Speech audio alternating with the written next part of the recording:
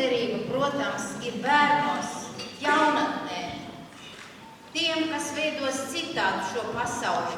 Tāpēc mūsu kongresam pa godu visas Latvijas skolas tika uzrunātas. Lūdzu, pārunājiet šo tēmu, likumības tēmu. Pārunājiet un sūtiet zīmējumus, sūtiet esejas.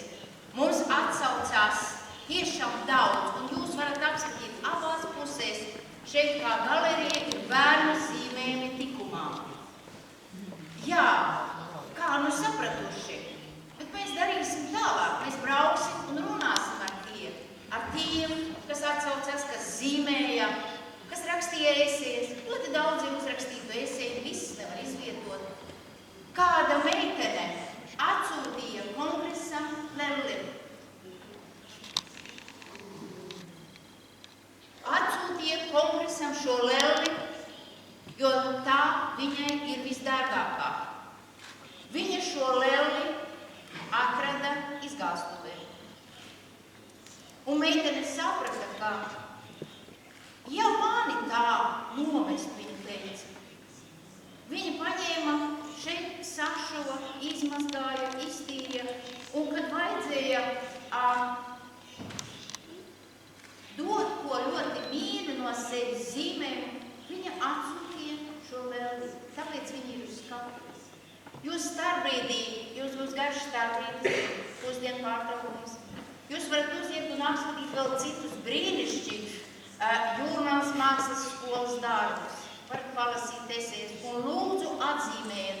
Pie zīmējumiem nolieciet savu zīmīti, jums tur parādīs mūsu kustības cilvēki savu zīmīti, jo viņiem būs ļoti, ļoti svarīgi, kurš zīmējums būs pirmajā vietā, kuram vairāk atsauksmes.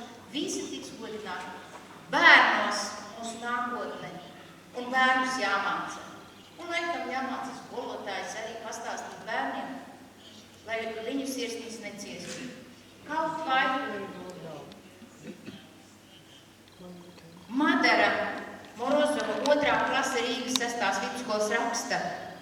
Ja cilvēki viens otram dara pāri, tad viņi kļūst par sliktiem, ļauniem cilvēkiem pasaulē, un tad ļaunums kļūst vēl lielāks, un es to negribu, lai pasaule būtu ļauna. Ja cilvēki viens otram dara pāri, tad viņi to redz, dara pāri.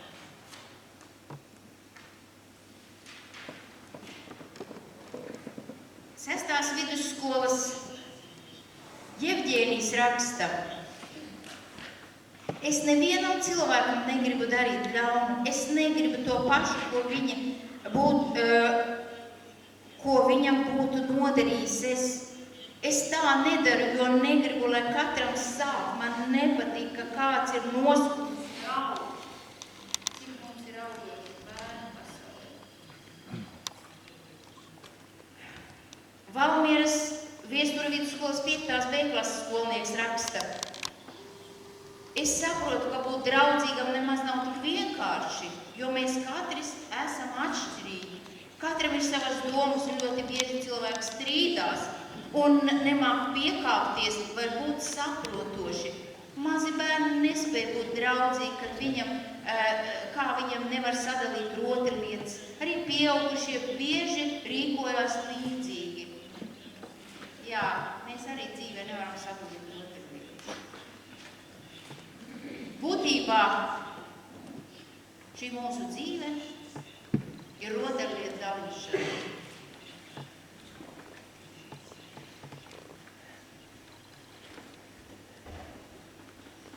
To rakstīt, jā, Dzimtars Eklīds to rakstīt.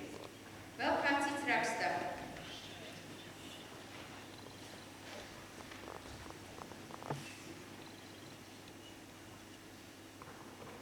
Mīlestība ir visur, bet redzēt gan to uzreiz nevar. Tā dara lielus brīnumus un cilvēki pārvēršas. Kur tad dzīvo mīlestība? Tā dzīvo mīlētājas sirdīs, runā ar acīm. Ir redzama īpašos sīkumiņos. Mīlestība nozīmē, ka mīli un rūpējies vairāk par otru nekā par sevi. Kad par otru uztraucies un dari vairāk nekā no tevis prasa. Es domāju, ka mīlestība nekad nebeidzās. Es joprojām atceros mani samīļoja vecmāmiņa, ka viņa mani skatījās un ņēma klēpī, skatījās viņa man, tas nozīmē auklēja.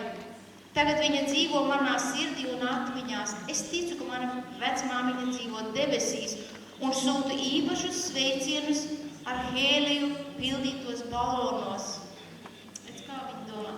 Manā sirdī mīlestības netrūkst. Es mīlu savu mazo māsiņu, Tīnīti, mammu, tēti, papu, brāli, opi, brālēnu Jēkabiņu. Es jūtu, ka manā ģimenē arī mīl mani, ļoti mīl, un es jūtos laimīga. Ance, Rinde, Valmieras vidusskola. Un tā rakstīja un rakstīja bērni, viņi grib būt mīlēti, viņi grib saprast lielo būtību, dzīves lielo būtību. Un iekļauties tajā. Mīļie,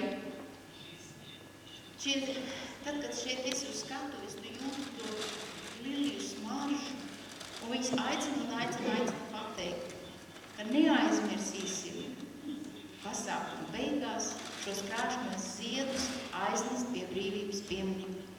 Tā ir brīvība mūsu sirdī, sirds mīlestībai. Tā ir brīvība sirds skaidrībai. Tā ir brīvība Dieva sapratnē.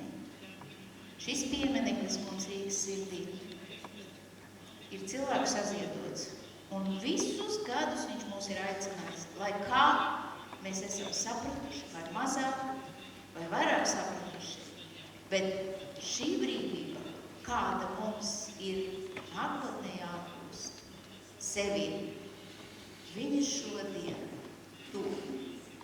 Tāpēc beigās esiet krēpni un nesiet šos